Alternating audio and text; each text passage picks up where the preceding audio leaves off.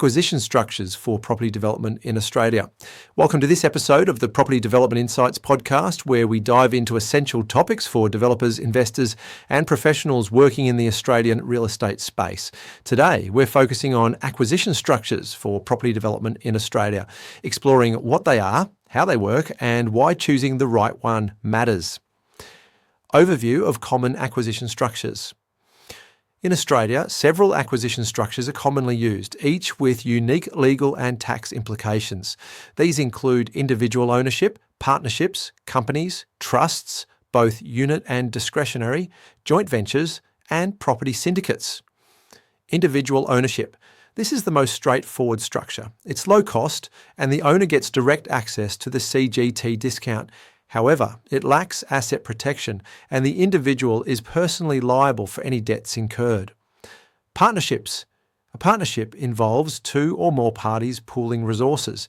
It offers flexible income sharing and tax transparency. But there's a catch. Each partner may be held liable for the debts of the partnership, making it a higher risk option for some. Company structure. Using a company for development offers limited liability and better access to funding. Companies are taxed at a flat 25% rate for base rate entities. However, they don't qualify for the CGT discount, and extracting profits can involve more complexity. Unit trusts. Unit trusts offer a clear ownership structure through units, allowing for income distribution. They have flow-through tax treatment, but no CGT discount at the trust level. Units can be bought or sold, making them attractive for joint ventures. Discretionary trusts. Discretionary trusts offer flexibility in distributing income and provide asset protection. The CGT discount can be accessed at the beneficiary level.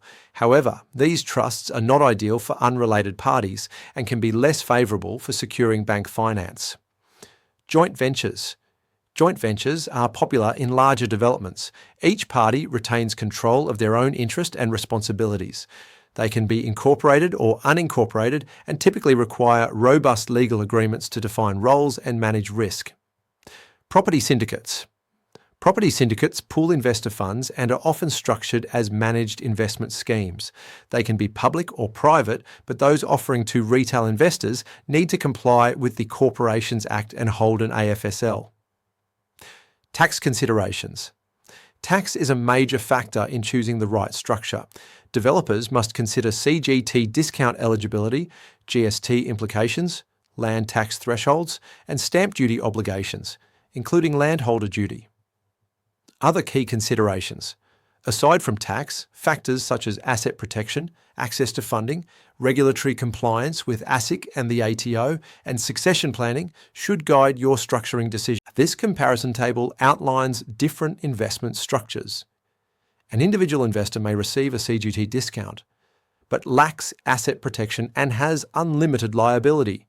A company offers limited liability and asset protection, but no CGT discount.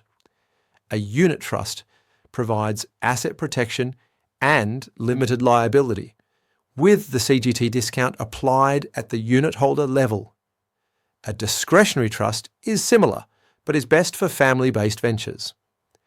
A joint venture's features vary based on the agreement, but it is typically used for large collaborations.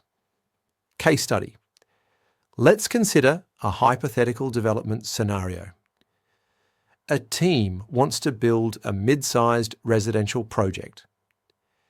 If they use a company, they benefit from limited liability, but miss out on CGT discounts.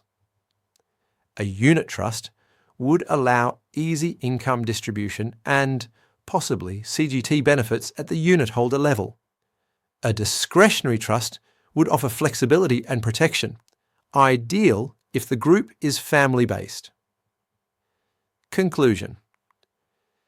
There's no one-size-fits-all solution. Your ideal acquisition structure depends on tax outcomes, risk tolerance, investment goals, and regulatory needs. Always consult with legal and financial professionals to make the best decision for your specific development strategy. Thanks for tuning in. See you next time on Property Development Insights.